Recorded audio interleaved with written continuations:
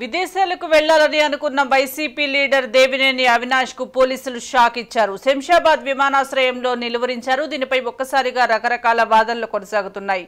TDP కేంద్ర కార్యాలయంపై దాడి చేసిన కేసులో ఆయన పేరు ఉంది. టీడీపీ ఆఫీసుపై దాడి కేసులో కీలక వ్యక్తిగా ఉన్న దేవినేని అవినాష్ దుబాయ్ వెళ్లేందుకు ప్రయత్నించారు. ఆయన ఏ ఉద్దేశంతో వెళ్లాలనుకున్నారో తెలియడం లేదు. శంషాబాద్ ఎయిర్పోర్టుకు చేరుకోగానే ఈ సమాచారాన్ని శంషాబాద్ సెక్యూరిటీ సిబ్బంది మంగళగిరి పోలీసులకు అందించారు. విషయాన్ని తెలుసుకున్న మంగళగిరి పోలీసులు అవినాష్ విదేశాలకు వెళ్లేందుకు అనుమతి ఇవ్వలేదు. ఆయన ప్రయాణానికి పర్మిషన్ లేదని, అనుమతి ఇవ్వొద్దని శంషాబాద్ ఎయిర్పోర్ట్ అధికారులకు సమాచారం చేరవేశారు. దీంతో ఫారెన్ ఫ్లైట్ ఎక్కేందుకు అవినాష్ కు రెడ్ సిగ్నల్ పడింది. అధికారులు అనుమతి ఇవ్వకపోవడంతో ఆయన వెనక్కి వచ్చేశారు.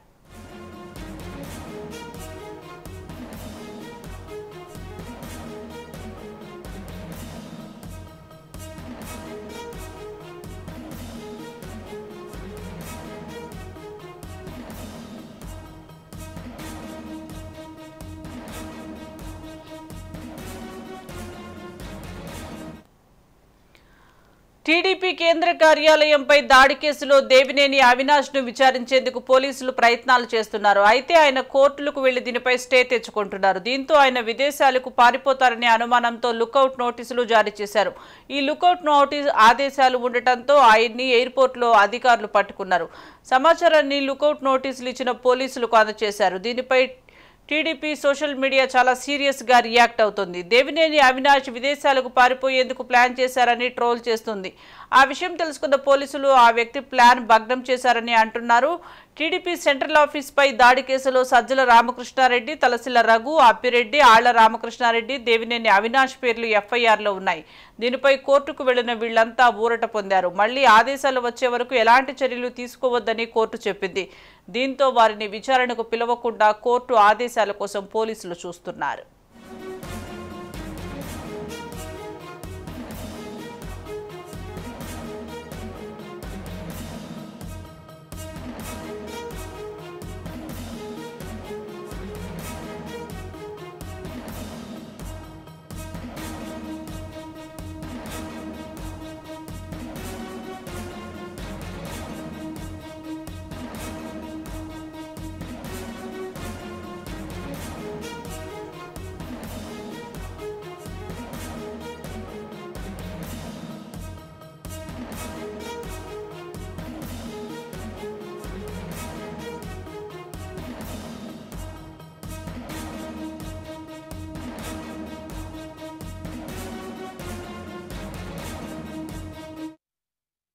భయం వెంటాడుతుంది. గత కొన్నాళ్ళను చూసుకుంటే మాత్రం వైసీపీ నేతల వెంట కేసులు వెంటాడుతున్నాయి. దీంతోనే ఆంధ్రప్రదేశ్లో ఉన్నటువంటి వైసీపీ నేతలు విదేశాలు వెళ్లేందుకు ప్రయత్నాలు చేస్తున్నారు. సోషల్ మీడియాలో వైసీపీ ఎమ్మెల్యే అభ్యర్థి దేవినేని అవినాష్ విదేశాలకు వెళ్ళాడంటూ వార్తలు రావడంతో హైదరాబాద్ లో ఉన్నటువంటి ఎయిర్పోర్ట్ లో అవినాష్ ను పోలీసులు అడ్డుకున్నారని, అక్కడి నుంచి కూడా విజయవాడకి తరలించారని చెప్పేసి అయితే మాత్రం సోషల్ మీడియాలో హల్చల్ చేశాయి. దీనిపై కూడా ఈ రోజు మధ్యాహ్నం దేవినేని అవినాష్ స్వయంగా మీడియా ముందుకు వచ్చి నేను ఎక్కడికి వెళ్ళిపోలేదు, ఇక్కడే ఉన్నానంటూ కూడా తనంతట తనే చెప్పుకున్న పరిస్థితి కూడా ఏర్పడింది. ఇలా అవినాషే కాదు, ఇటు జోగి రమేష్ కావచ్చు, మరోపక్క చూసుకునేది మాత్రం వల్లభనేని వంశీ కావచ్చు, మరికొంతమంది నేతలు కూడా ఇలా తనంతరం వాళ్ళే సోషల్ మీడియాలో కూడా వీడియోలు విడుదల చేస్తూ మేము ఎక్కడికి వెళ్ళిపోవట్లేదు, ఇక్కడే ఉంటున్నాం అంటూ కూడా చెప్పుకోవాల్సిన పరిస్థితి ఏర్పడింది. దీనికి ముఖ్య కారణం చూసుకున్నట్లయితే మాత్రం గత ప్రభుత్వంలో వైసీపీ నేతలు అయితే మాత్రం ఉన్నారో వీరంతా కూడా అప్పుడు ఉన్నటువంటి గన్నవరం ఏదైతే టీడీపీ కార్యాలయంపై కావచ్చు, అదేవిధంగా మాజీ సీఎం చంద్రబాబు ఇంటిపై కూడా దాడి తగ్గించారంటూ కూడా కొంతమంది నేతలపై అయితే మాత్రం కేసు నమోదు. దీంట్లో ప్రధానంగా చూసుకున్నట్లయితే మాత్రం ఇటు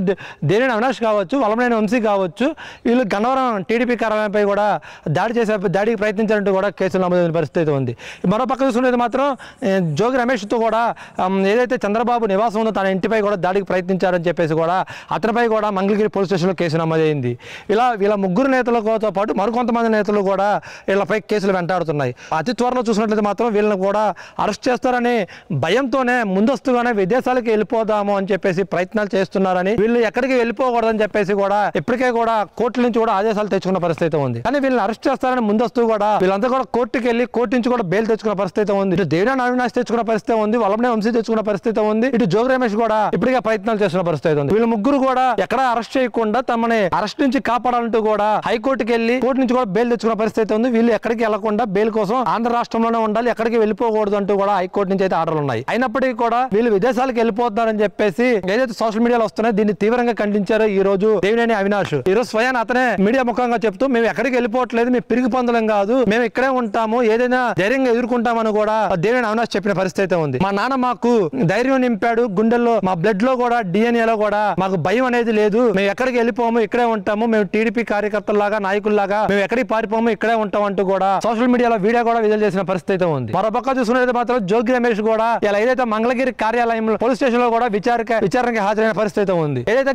టీడీపీ చంద్రబాబు నాయుడు ఉన్నారో అతని ఇంటిపై దాడి కేసులో కూడా మంగళగిరి పోలీస్ స్టేషన్ లో కేసు నమోదు అవడం, FIR అవడంతో కూడా దానికి ఇలా విచారణకి అయితే హాజరయ్యారు. ఈ తరుణంలోనే హాజరైన అనంతరం కూడా తను మీడియా ముఖంగా మాట్లాడుతూ కూడా ఏదైతే టీడీపీ ప్రభుత్వం అది అమలు ప్రస్తుతం అయితే ఆంధ్రప్రదేశ్ లో అయితే మాత్రం ప్రభుత్వం అధికారంలో ఉంది, వాళ్ళు ఆంధ్రప్రదేశ్ గవర్నమెంట్ ని కూడా వాళ్ళు ఇచ్చిన ఏదైతే సూపర్ 6 పథకాలు అవుతున్నాయి అమలు చేయాలి, ఎలాంటి కక్షపూత చర్యలు తీసుకోవడానికి వీలు లేదు, మీరు అలా చేసినట్లయితే మాత్రం మీరు మరలా ప్రతిపక్షంలో చేరుతారు, దీంతో చాలా ఇబ్బందులు గురవుతారు, మళ్ళీ చేసిన పరిస్థితి ఉంది. తన కుమారుడు కేసు ఏదైతే ఉందో తను నిన్న 2 రోజుల క్రితం కూడా ఏదో ఏసీబీ అధికారులు సోదాలు నిర్వహించి అతని కొడుకును కూడా ఏవన్గా చూపిస్తూ కూడా అరెస్ట్ చేసి రిమాండ్ తరలించిన పరిస్థితి ఉంది. అలా అతని పేరు కూడా చెప్పుకుంటూ నా కొడుకుని కావాలనే కక్షపూరితంగా అరెస్ట్ చేశారు, ఇది ఈ ప్రభుత్వం కక్ష తీర్చుకునేందుకు మాపై కూడా చేస్తుందని చెప్పి కూడా చెప్తున్న పరిస్థితి ఉంది. అదే సందర్భంలో కూడా మాట్లాడుతూ చంద్రబాబు ఇంటిపై కూడా కేవలం నేను చంద్రబాబుకి తెలపాలి, ఇక ఆంధ్రప్రదేశ్ లో జరుగుతున్న ఏదో టీడీపీ నాయకులు చేస్తున్నారో దానికి ముఖ్యంగా ఉన్నటువంటి 40 సంవత్సరాల ఇండస్ట్రీ ఉన్న చంద్రబాబుకి మొత్తం తెలియపరచాలనేది చెప్పినందుకే ఇంటి మీదకు వెళ్ళాను, ఎలాంటి దాడులు చేయడానికి కూడా లేదు అని చెప్పేసి కూడా జోగి రమేష్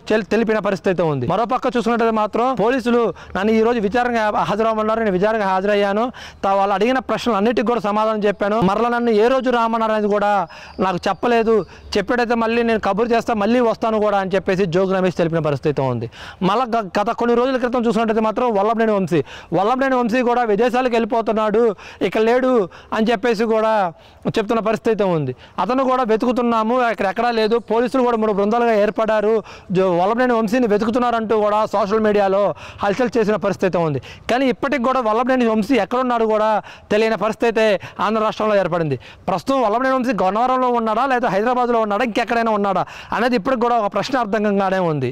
మరి ఈ వివరాలు చూసినట్లయితే మాత్రం ఆంధ్ర రాష్ట్రంలో అయితే మాత్రం టీడీపీ ప్రభుత్వం వైసీపీ నేతల మీద అయితే కక్ష కట్టిందంటూ కూడా వైసీపీ నేతలు విమర్శలు చేస్తున్నారు. దీనిపై కూడా చూసినట్లయితే మాత్రం టీడీపీ నేతలు ఏ విధంగా స్పందిస్తారు, ఇది కక్షపూరితంగా చేస్తున్నారా లేదంటే వాళ్ళ చేసిన చర్యలు ఏదైతే ఉన్నాయో దానిపై కూడా చట్టబద్ధంగానే చర్యలు తీసుకున్నామని చెప్పేదైతే ఇప్పటికే టీడీపీ నేతలు కూడా చెప్తున్న పరిస్థితి ఉంది. ఇంకో విధంగా చూసినట్లయితే ఈరోజు ఏదైతే అన్నా క్యాంటీన్ ప్రారంభోత్సవంలో కూడా ఏదైతే విజయవాడ ఎంపీ ఉన్నారో ఈ కేసినేని చిన్ని కూడా ఈ కేసులపై కూడా స్పందించిన పరిస్థితి ఉంది. ఏదైతే గత ప్రభుత్వంలో ఈ వైసీపీ నాయకులు చేసిన అరాచకాలకే ఈరోజు చట్టపరంగా చర్యలు తీసుకుంటున్నామే తప్ప మాకు ఎలాంటి కక్షపూత చర్యలు తీసుకోవట్లేదు, కేవలం ఏదైతే వాళ్ళు వైసీపీ నేతలు గత ప్రభుత్వం ఎలాంటి చర్యలు ఏదైతే చర్యలకు ఉల్లంఘన పాల్పడ్డారో దీనిపై కూడా సరైన చర్యలు తీసుకుంటున్నాము తప్ప కక్షపూత చర్యలు తీసుకోవట్లేదని చెప్పి కూడా కేసీఆర్ చిన్ని కూడా తెలిపిన పరిస్థితి ఉంది. ఓవరాల్ చూసుకున్నట్లయితే మాత్రం ఏదైతే ఆంధ్ర రాష్ట్రంలో అయితే మాత్రం ఒక రాజకీయ హీట్ అయితే మాత్రం జోరందుకొని చెప్పుకోవచ్చు. వైసీపీ నేతల మీద కేసులు కావచ్చు, ఎప్పుడు కూడా మేము ఎలాంటి కక్షపూత చర్యలు తీసుకోవట్లేదు అంటూనే మాపై కక్షపూత చర్యలు తీసుకున్నారంటూ కూడా వైసీపీ నేతలు అయితే హెదావా చేస్తున్న పరిస్థితి కూడా ఏపీలో కనిపిస్తుంది. కెమెరామెన్ గోపాలకృష్ణతో యశ్వంత్, రాజ్ న్యూస్, విజయవాడ నుంచి.